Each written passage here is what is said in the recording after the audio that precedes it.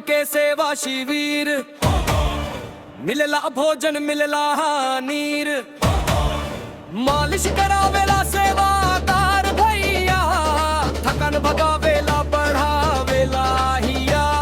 सुया पहाड़ चढ़ल बा कठिन बलू तपेला, जैसे अग्गिन पैर जरेला मन न डोलेला, बम बम भोले के नारा बोलेला।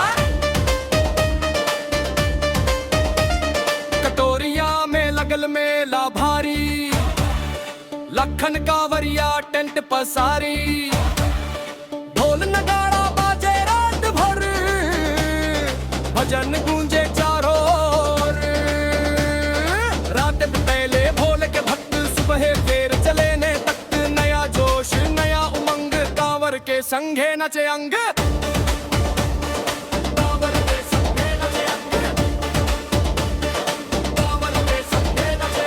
अंतरपाज सिनारवर सीमा, लक्ष्मीपुर चंदन नदी के किनार, भीड़ बढ़ल बा हजार हजार, इनरवर पहुंचल पार कैनी सीमा, बिहार से झारखंड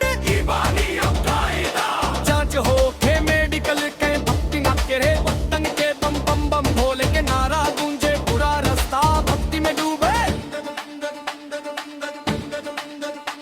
रुक जिन थक जिन भोले बुलावले तोहरा, चल चला आगे बढ़वा दर्शन के बेरा। बम बम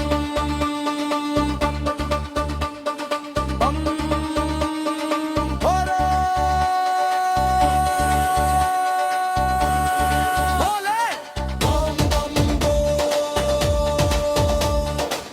हर हर महादेव। दर्शनिया मोड़ से दिखले शिवाला, आँखी में आंसू गला बा भराला, बोल बम के नारा से गूंजे आकाश, पूरा हो गईल बरसन के आस। कतार लगल बघंटन घंटा, भक्ति के आगे थकन बछोटा, ज्योतिर्लिंग पर गारल जुलगल, शिव भइल प्रसन्न बाजे मंगल चंगा।